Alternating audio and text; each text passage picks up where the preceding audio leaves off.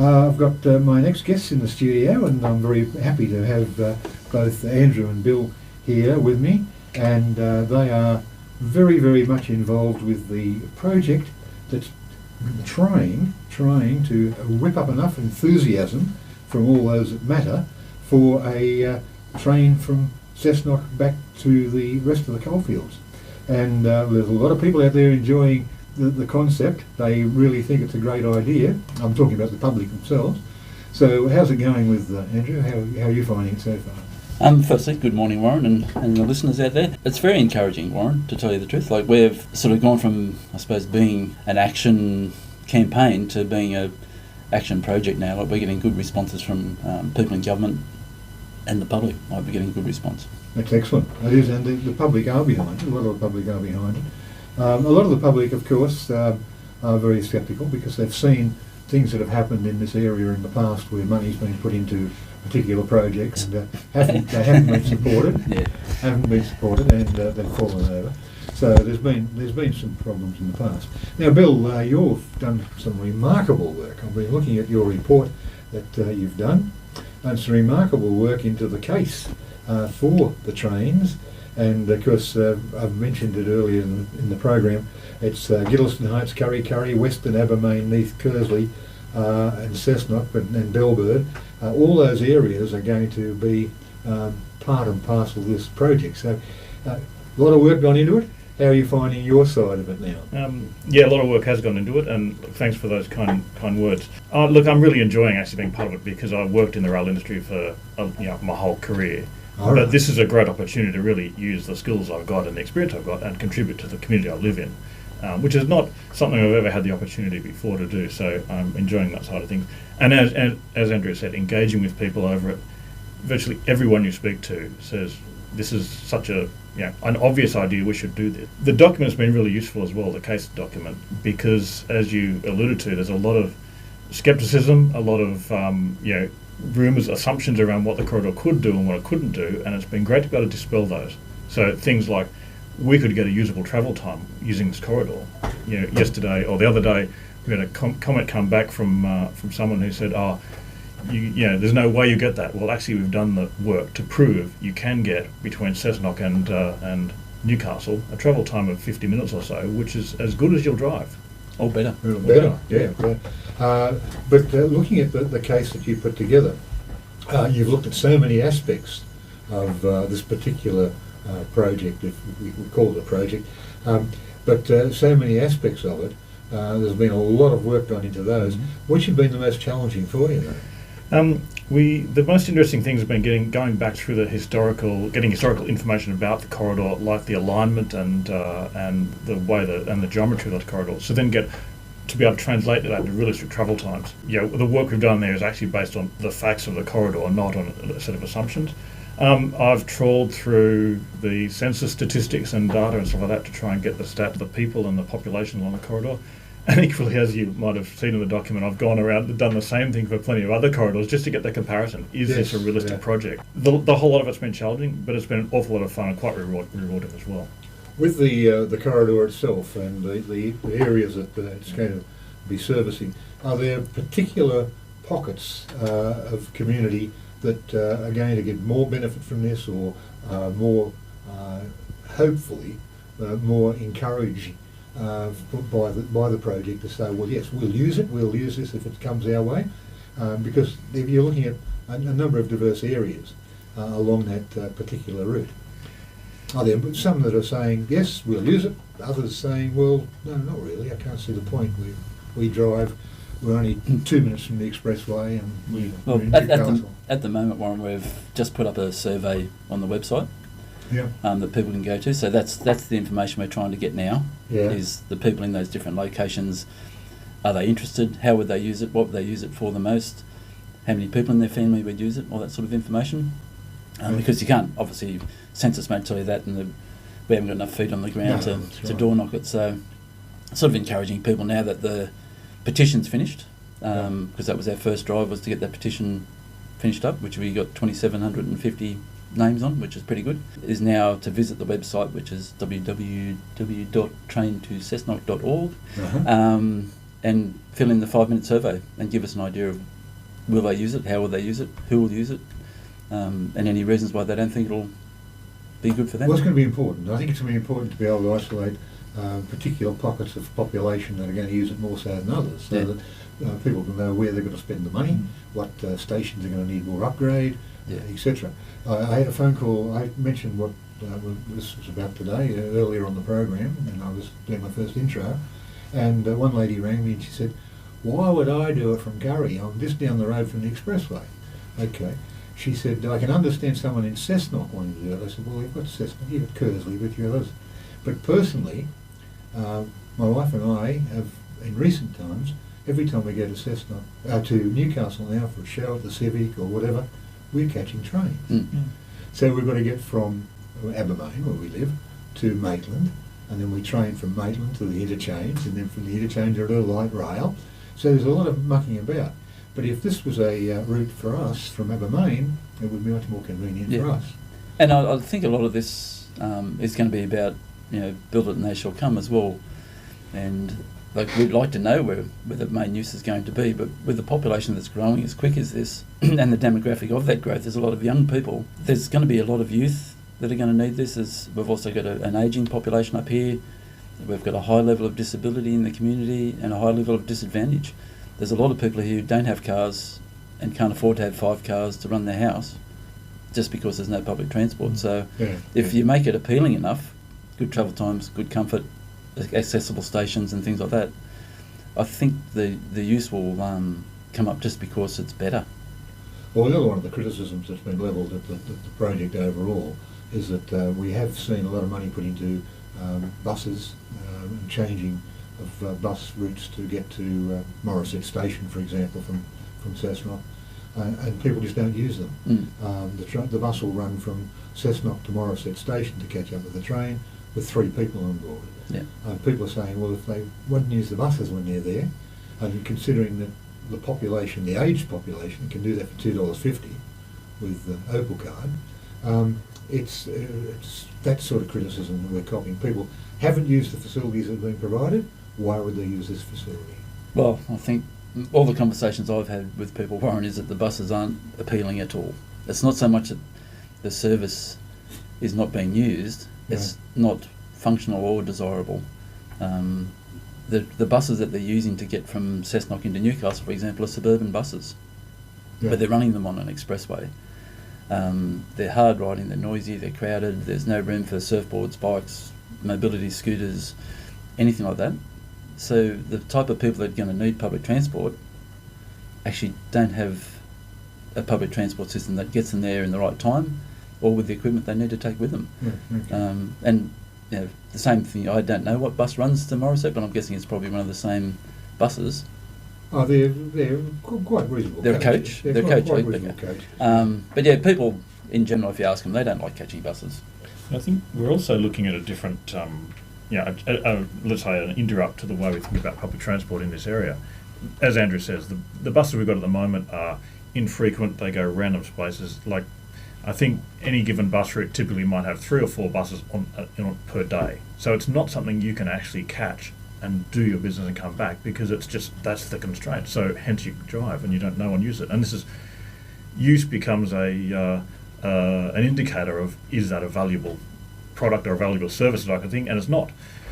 What we're looking at with the Train To Cessnock, if you start talking about an hourly service, then suddenly it is something I can use to commute. It is something I can use to go to a show, as you alluded to in Newcastle. It is something I can plan my day around because it's happening there.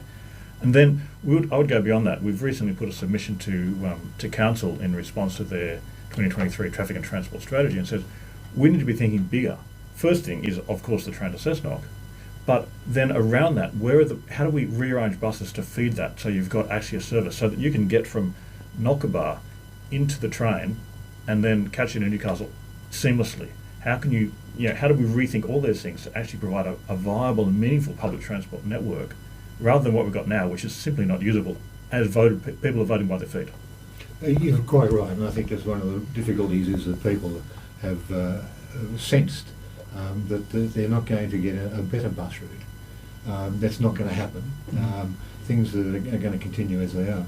By the way, of course, that train service that I mentioned from Maitland into Newcastle, I think it takes something like 34 minutes. Mm-hmm. It's very, very quick. Mm-hmm. So I think that's one of the attractions, that if you can provide those sorts of quick, I know it's going to be not quite that quick, but those sorts of services from the Cessnock area, it's certainly going to be very attractive.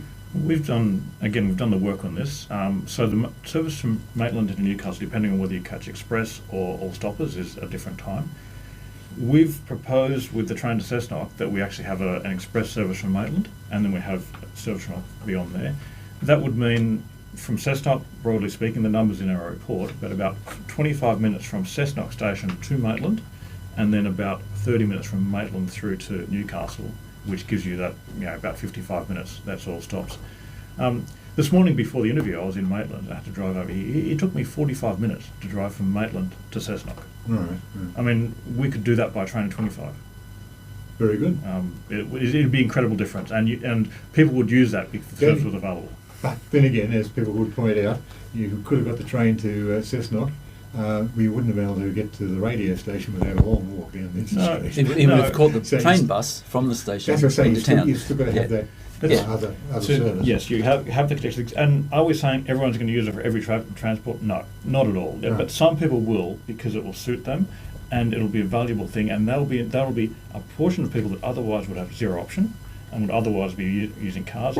You mentioned before that it's going to disparately be useful for different people on the corridor. If you're at Gilston Heights, absolutely, you've already got a quick trip into Maitland, you can catch the train there. If you're at Curry or you're at Western, you can jump on the freeway.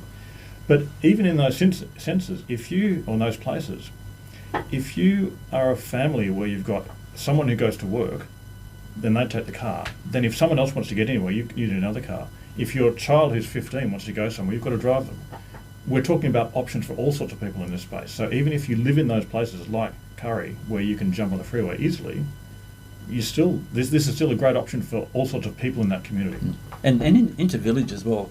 And we do talk about this like it's a train from Belbird to Newcastle, but it's also a train from Curry to Cessnock and from Belbird to Western, and it actually creates a inter-village connection that people can use to go to Newth Hotel or Western for a band at the club. I've got no doubt that is going to be one of the major uses. Yeah, and that's how it should be, because that's point-to-point travel. That's the traffic that's clogging up the streets. Because you're going back, Catherine, Catherine, my wife, and she travelled when she was going to school.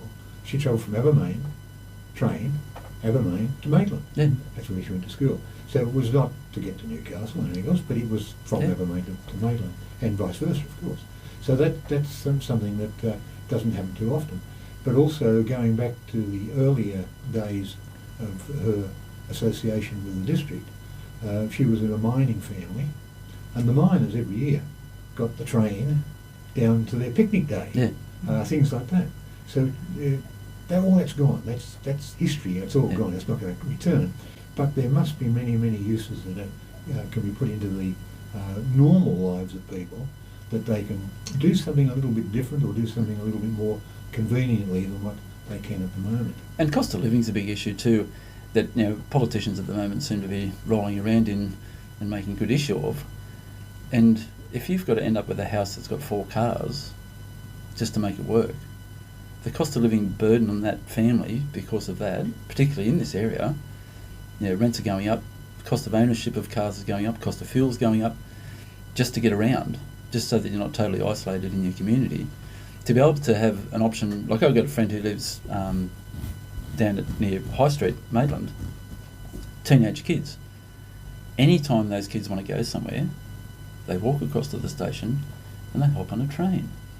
They don't ask mum and dad for a lift. They get their push bikes and they hop on the train and they go to Newcastle or they go to Maitland or whatever they've got to do. Yeah, so it's very, very, very, very convenient at the moment from Maitland to Newcastle. Yeah, well, all the stops that are involved. They've got 50 services leave Maitland every day. We're just talking about extending that a little. Well, I think it's more than just a little.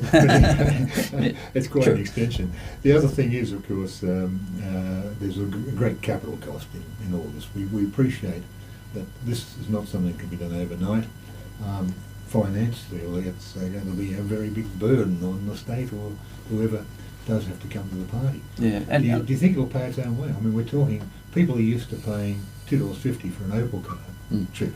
Are they going to want to pay a figure that will help compensate some of this cost? I think when you look at this, and Bill probably can talk to this as well, public transport is public transport. It's not meant to be a profit centre for government or a town.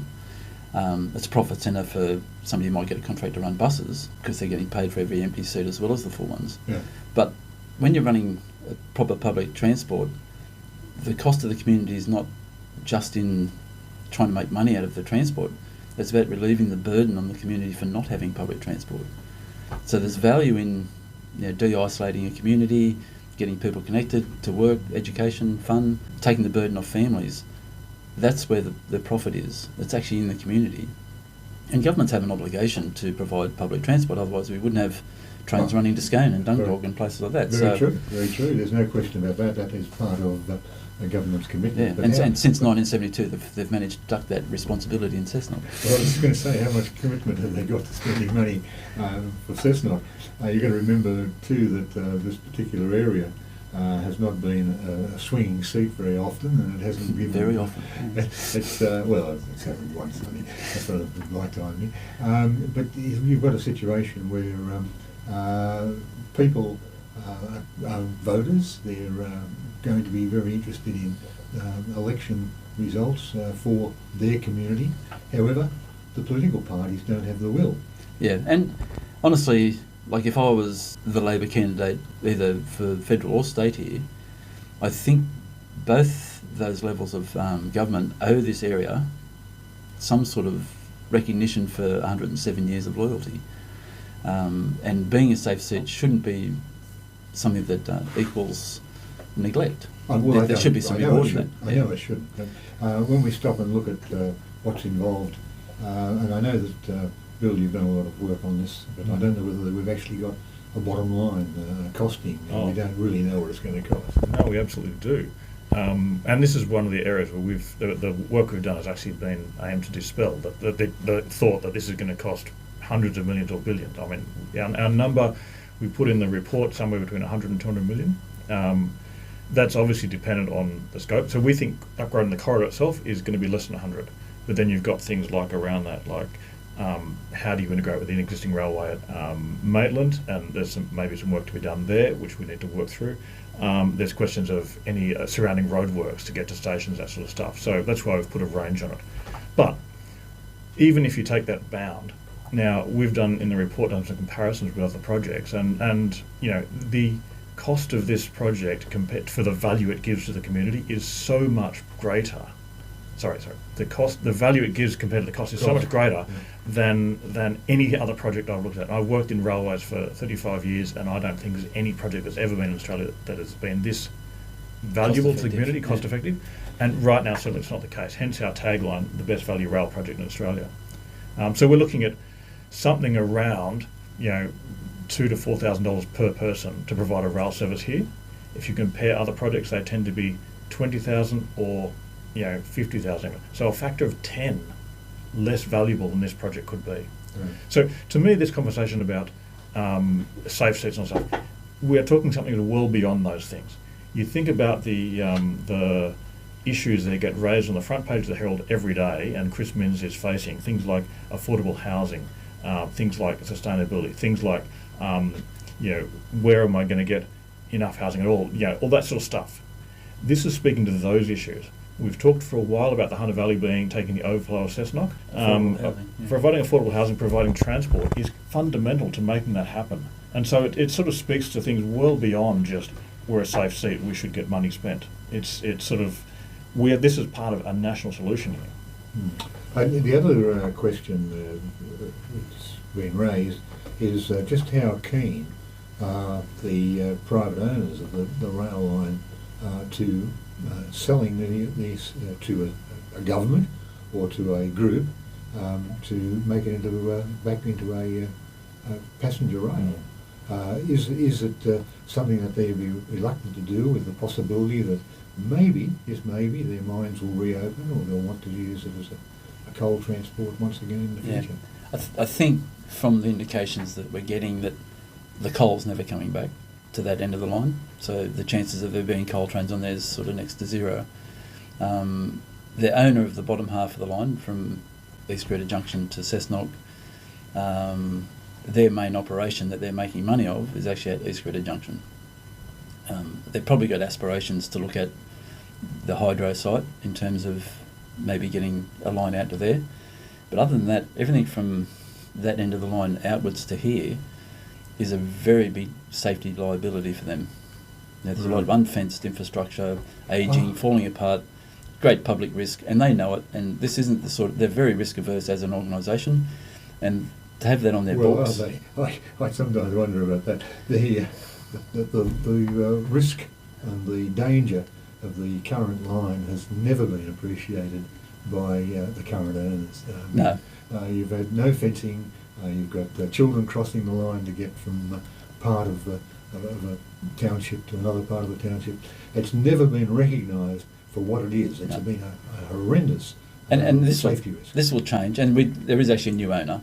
So the original South Maitland Railway ownership has changed to a much big corporate body who does recognise risk at a higher level.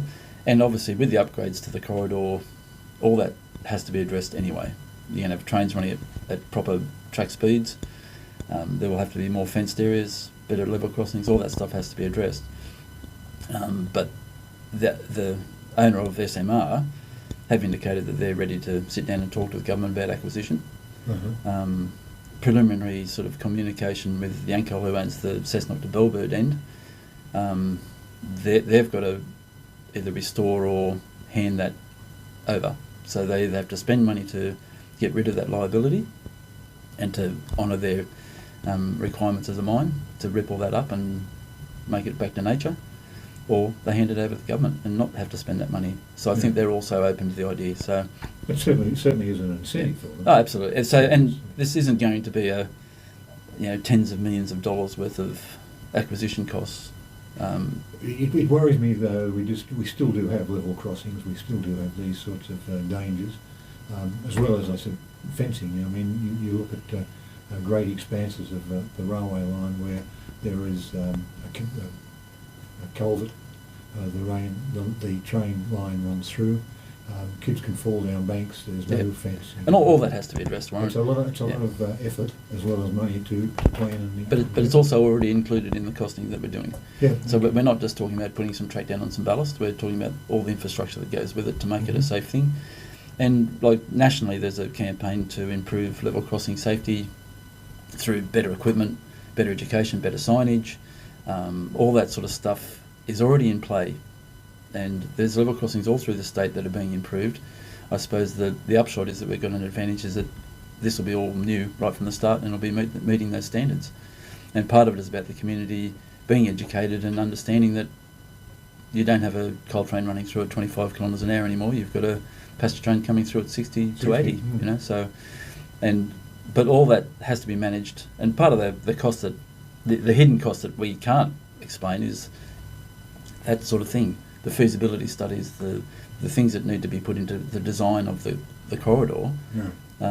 We can certainly quantify how much it's going to cost to do the physical infrastructure, but to do the lead-up work and the feasibility design work and then manage all the peripherals like educating community, fencing, level crossings, that's all the stuff that's a bit more flexible.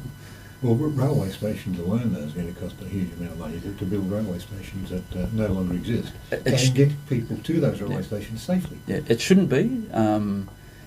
Our initial thought for this is stage one is to get trains out here, and if you look at infrastructure, even like the light rail in town, you've got people walking up the side of a platform, standing on a platform. This is common right through the state where people can access the end of a platform by foot.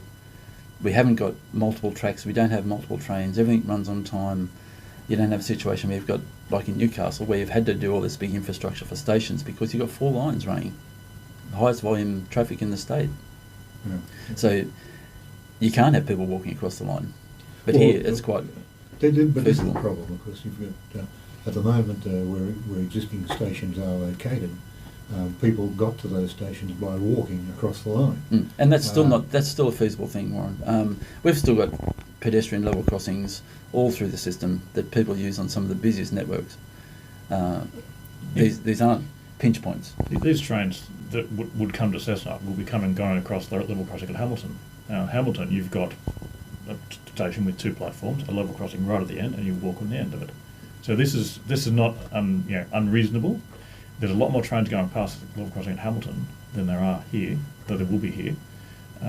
These things can be managed. But look, your point is we would need to go through an appropriate design process, figure out what the risks are, make sure we put in mitigations around those things, and get an appropriate solution. This is absolutely right, and that's what we've got to cost. And that's again, as Andrew said, that's why we've got a range of our costs, rather than saying the cost is X, because there's things we've got to work through. I know a little while ago you said you're not terribly interested in safe seats and non-safe seats, etc. But you've got to also recall that there's a huge liability for governments in regards to safety, etc. Mm-hmm. There's existing level crossing at Hamilton. Yeah, works. But do we encourage new ones? That's something that government-wise people are going to have to take into account, that risk factor as well. So we need to think about these things. And by the way, my comment about safe seats was not that I don't recognise that challenge, but more that we should be telling people to get past that. This is not about being safe seats. This is about providing solutions that the community needs, and that more than this community needs, the actual wider community needs. Yes, we need to look through those safety risks and put in appropriate mitigations. I would probably argue at this point, though, that there's one of the challenges with this bit of work is that someone is going to say somewhere, and lots of people will say, "Oh, we should do everything perfectly and everything fine." And to take your examples, get rid of every level crossing. Now, my question is, my point is, we should be balancing the work and the effort and the time taken to do that versus the value of what we provide to the community. So if we are going to do more work to delay this project by a year, or two, or five, we should ask ourselves: is the impact of not having the solution for 1 or 2 or 5 years less than the benefit we're getting out of that 2 years? So we need to figure out that way and make sure we're not delaying it just because we have let's say, an aspiration that we haven't tested. Level crossings exist across Australia. They exist very near around here. There's no real reason why we should necessarily say we cannot have a level crossing in this corridor, noting that I'm sure we'd all prefer to have a better answer, to not have level crossing, but we live with these things and we can manage these things. We prove it every day that we can manage these things because we don't have people dying at every level crossing every day. There are some terrible incidents, of course, but it's not that we should, we should ask ourselves these questions before we start saying, "Oh, people of Cessnock and Curry, sorry, you can't have it because we'll mean more level crossings," and that's just unpalatable as a community, because it is, we live with these things. Well, some governments currently, state governments, are looking at phasing out all their level crossings because they have this risk factor. But there's a program obviously in Melbourne called Level Crossing Removal, which is phasing out level crossing. But let's face it, those level crossings in Melbourne have got suburban peak hour traffic going through them. They've got suburban peak hour rail traffic going through them. They've got a level of population density that is well in excess of what we're talking about through here. So they're just not comparable. I mean, if you say that, yes, absolutely. If we're going to spend money on phasing out level crossing, don't put it on the Train to Cessnock. Send it more to Melbourne and phase out where the actual risk is, because the risk, the difference in risk profile is just, substantial. Yeah. No, it's certainly got lots of things to overcome. I think you recognise that, but the point is that it's still the benefit side of it that's the biggest attraction for people. Oh, absolutely, and some of the benefits are in the costs, Warren. If we do say, okay, we're going to make sure that all the stations are like Taj Mahals and we're going to put overhead bridges and we push this program out 5 years, 10 years, we lose a lot of opportunity to save money. And everyone, they talk about this project and go, "Oh, it's going to cost $100 million, it's so much." Well, if it's 50% federal and 50% state and it's spread over 3 years, it actually isn't that much from a budgetary point of view. But if we let it go, the amount of work required to get the corridor up and running again just escalates. But we also lose the opportunity to lose cascaded trains, because we're just getting new trains turning up on ships now that are going to replace the Endeavours on the south coast and the Explorers heading out to Canberra and things like that. Those trains are now available to use here if we take them now. But if we let it go 5 years, they'll be gone. So then we have to buy new rolling stock. So now we're talking hundreds and hundreds and hundreds of millions of dollars just to get the service going that we could get done for 120, say. So it's silly to put this off. If people are worried about taxpayer money, it's almost like every minute this gets delayed, there's a ka-ching, and it gets bigger and bigger the longer we leave it, and we need to avoid that happening. Another thing that concerns me is the isolation of these stations as far as vandalism and all the rest of it is involved. I've been involved with the Heritage Society, Abermain Heritage Society for many years, and we have replaced, for example, railway station signs on Abermain railway station.